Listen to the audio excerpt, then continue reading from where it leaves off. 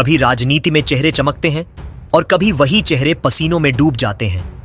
महाराष्ट्र की राजनीति में इस वक्त कुछ ऐसा ही नजारा है, जहां उद्धव ठाकरे संभाजी नगर के द्वारे पर तो निकले, लेकिन कदमों से पहले दिल कांप रहा था, सांसें लड़खड़ा रही थीं और चेहरे पर चिंता की रेखाएं गहरी थीं।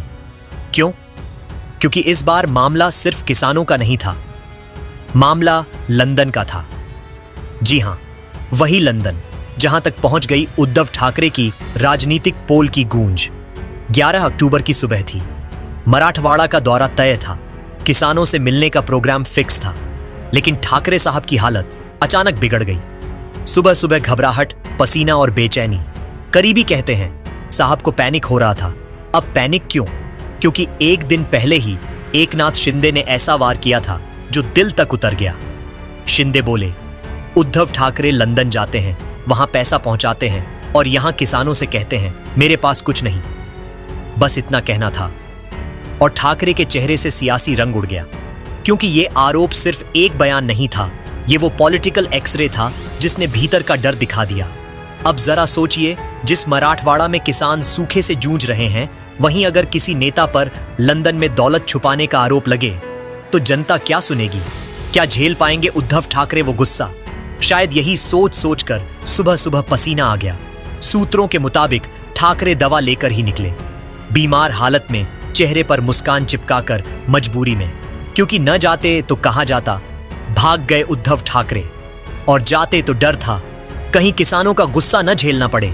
लेकिन राजनीति की मजबूरी यही है, कभी आपको बुखार के साथ भी मुस्कुराना पड़ता है। संभाजी नगर पहुंचने के बाद भी ठाकरे की तबीयत ठीक नहीं थी। चेहरा थका हुआ, आवाज में कराहट और कोशिश जनता के सवालों से बच निकलने की। लेकिन अब बचना आसान नहीं, क्योंकि जनता सिर्फ चेहरा नहीं, चरित्र भी पढ़ लेती है। एकनाथ शिंदे ने जो बोला वो महाराष्ट्र की गलियों में घूम चुका है। अब सवाल है, क्या ठाकरे सच में सफाई देंगे या फिर हमेशा की तरह भावनाओं का कवच पहन लेंगे? क्योंकि ठाकरे कैंप का फेवरेट डायलॉग तो आप जानते ही हैं, हम भावनाओं से राजनीति करते हैं। पर जनता अब भावना नहीं, हिसाब मांग रही है। और देखिए, विडंबना, जो खुद किसानों का दुख बांटने जा रहे थे, वो खुद अपने राजनीतिक दर्द से कराह रहे थे। कहने को किसान मिलन द्वारा, असल में ये इमेज रेस्क्यू मिशन था, क्योंकि शिंदे का बयान यहीं खत्म नहीं हुआ था। उन्होंने इशारा किया कि लंदन वाली फाइल पूरी खुलनी बाकी है और बीएमसी चुनाव से पहले सब कुछ सामने आ सकता है।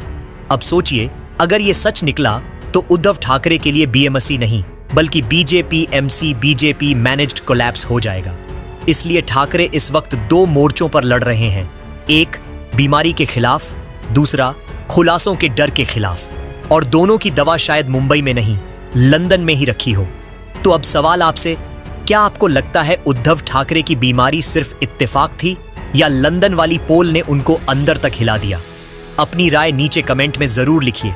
और हां, अगर आप चाहते हैं कि नेताओं के लंदन वाले राज ऐसे ही बेनकाब होते रहें, तो इस वीडियो को शेयर करें, लाइक करें और चैनल को सब्सक्राइब करना मत भूलिए, क्योंकि अब सच्चाई दबेगी नहीं, बोलेगी।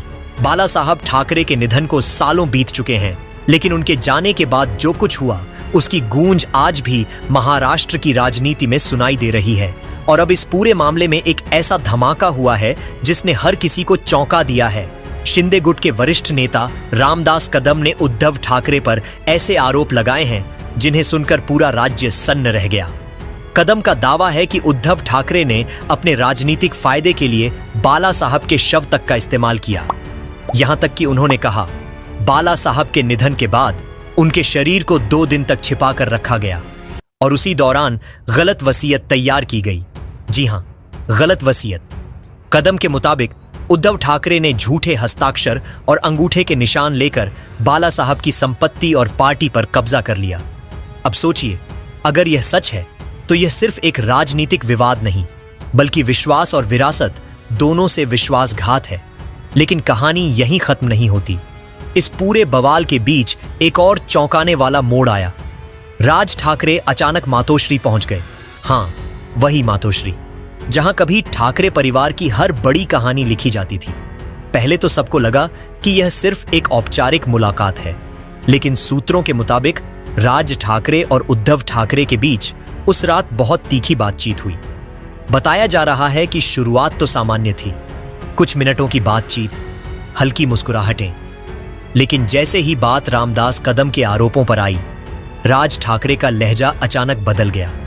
उन्होंने सीधा सवाल दागा, क्या इन आरोपों में जरा भी सच्चाई है उद्धव? कमरा खामोश हो गया।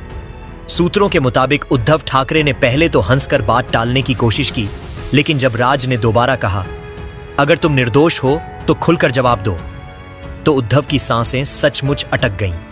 वो बोले, यह सब बेबुनियाद है, मुझे राजनीतिक रूप से फंसाने की कोशिश की जा रही है। लेकिन राज ठाकरे ने वहीं पर क्रॉस क्वेश्चनिंग शुरू कर दी, एक के बाद एक तीखे सवाल, और कहते हैं कि उद्धव ठाकरे के पास किसी भी सवाल का सीधा जवाब नहीं था।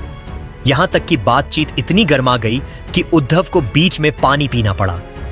राज ठाकरे ने साफ कहा, अगर तुमने कुछ गलत नहीं किया तो अदालत में मानहानि का केस करो, चुप क्यों बैठे हो? और यहीं से नई राजनीति की पटकथा शुरू हो गई, क्योंकि उद्धव की पार्टी के नेता अनिल परब ने तो जरूर कहा था कि वो कदम पर मानहानि का केस करेंगे, लेकिन अब तक वह केस दाखिल नहीं हुआ। तो सवाल उठता है, क्या उद्धव सचमुच डर रहे हैं, या फिर उनके पास कुछ ऐसा है जिसे वो छिपाना चाहते हैं? वहीं दूसरी ओर राज ठाकरे की इस मुलाकात ने राजनीति के गलियारों में कई नए संकेत छोड़े हैं। क्या राज ठाकरे अब बाला साहब की विरासत वापस पाने की कोशिश में है? क्या शिंदे गुट राज ठाकरे को उद्धव के खिलाफ मोर्चा बनाने की रणनीति में शामिल कर रहा है? क्योंकि वक्त ऐसा है जब हर कदम सियासी है और हर मुस्कान के पीछे एक चाल छिपी है। महाराष्ट्र की राजनीति में ये पहली बार नहीं जब ठाकरे परिवार की अंदरूनी कहानी बाहर आई हो, लेकिन इस बार दांव सबसे बड़ा है। बाला साहब की छवि, उनका नाम और उनकी पार्टी। और अब जनता भी पूछ रही है, अगर रामदास कदम झूठ बोल रहे हैं तो उद्धव ठाकरे कोर्ट क्यों नहीं जा रहे? और अगर कदम सच कह रहे हैं तो उद्धव ठाकरे की राजनीति का अंत शायद अब बस कुछ कदम दूर है। क्योंकि आज महाराष्ट्र में चर्चा सिर्फ एक ही है, क्या वाकई बाला साहब की विरासत से छेड़छाड़ की गई थी? क्या सच में किसी ने उस पिता के अंगूठे से सत्ता की मुहर हासिल की? हर तरफ सिर्फ एक ही सवाल गूंज रहा है, क्या उद्धव ठाकरे निर्दोष हैं, या राजनीति के नाम पर उन्होंने कुछ ऐसा किया जिसे वो आज तक छिपा रहे हैं? दोस्तों, ये मामला सिर्फ ठाकरे परिवार का नहीं, यह सवाल है निष्ठा और राजनीति के नैतिकता का। अगर आपको लगता है कि सच्चाई सामने आनी चाहिए तो इस वीडियो को लाइक और शेयर जरूर करें। कमेंट में लिखें, क्या उद्धव ठाकरे सच बोल रहे हैं या कुछ छिपा रहे हैं? और हां, अगर आप भी चाहते हैं कि ऐसे राजनीतिक रहस्यों का सच खुलकर सामने आए तो चैनल को सब्सक्राइब जरूर करें।